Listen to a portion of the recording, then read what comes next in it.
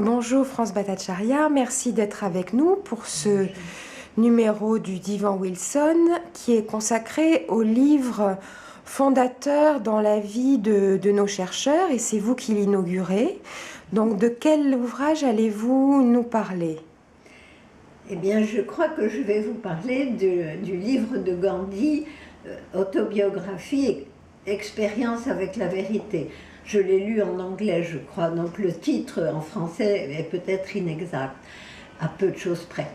Mais ce livre m'a intéressée, j'étais à Sciences Po et j'ai eu un cours aussi à Sciences Po sur l'Inde, quelques heures. Et si je me rappelle bien, c'est monsieur Lacombe qui le faisait. Olivier Lacombe? Olivier Lacombe, oui. Et ça m'a intéressé beaucoup, je dois dire. Et donc, j'ai lu ce livre de Gandhi dans la suite du cours, je pense.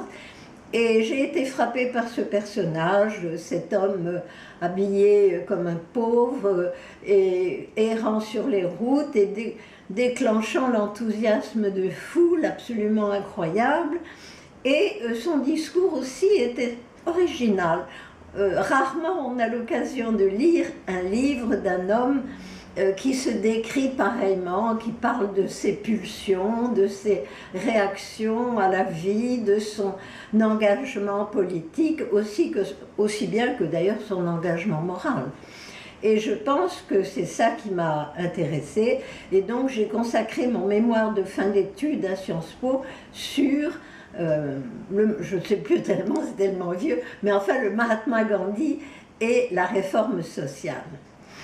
Et est-ce que cette lecture a changé quelque chose dans la représentation que vous faisiez de l'Inde?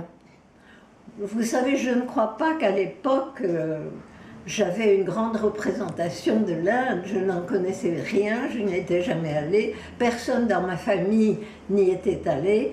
Et donc, je n'imaginais pas vraiment grand-chose.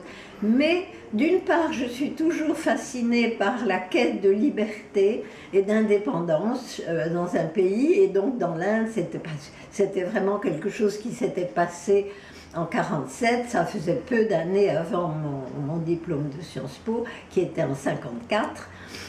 Donc, voilà.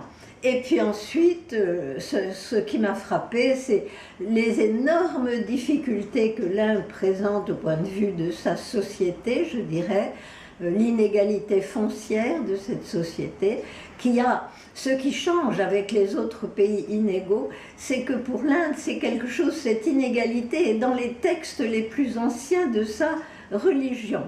Et ça, ce n'est pas le cas d'autres sociétés qui sont elles aussi inégales. Donc ça m'a beaucoup frappée.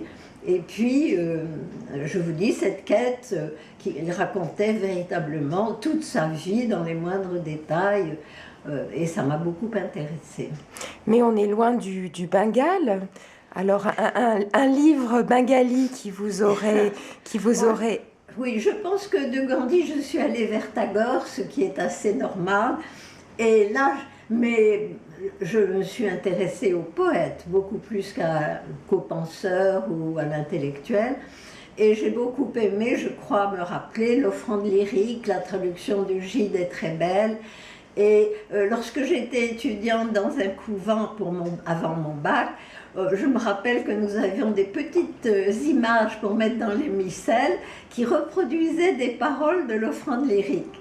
Ce qui est très étonnant pour un livre d'un auteur qui n'est ni de près ni de loin chrétien et catholique. Mais je me rappelle ça m'avait frappée. Ça montre son universalité. Voilà, exactement. Et la mystique est universelle, c'est la religion qui est étroitement cernée et cernante. Donc voilà, je suis passée de Gandhi à Tagore et puis je suis restée sur le Bengale. Voilà, on connaît la suite. Merci beaucoup, France, de vous être prêtée à ce petit exercice. Je vous en prie, merci à vous.